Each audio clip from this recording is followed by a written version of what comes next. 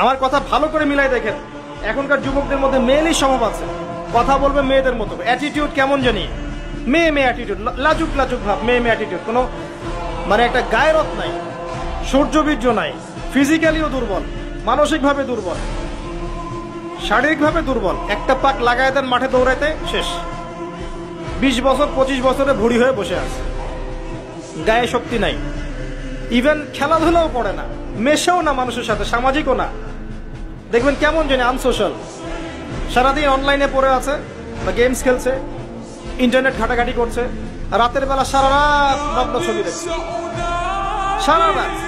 এত ভালো সাজার কারণ নাই, এগুলোতে ম্যাক্সিমামই আসক্ত, ম্যাক্সিমাম। এবং এটা আসক্ত হওয়ার কারণ আছে, এটা তো ফ্রি, অ্যাক্সেস ফ্রি, আপনি চাইলেই করতে পারেন। আপনার হাতে স্মার্টফোন আছে, আপনার বাবা দেখেন আপনি ফোনে কি করেন, আপনি চাইলেই করতে পারেন, কে বাধা দিবে আপনাকে? কেউ বাধা দেন নাই। আর এই যে গার্লফ্রেন্ড বয়ফ্রেন্ড সংস্কৃতি যখন থেকে ছড়িয়েছে, যা ইচ্ছা তাই করছে এরা।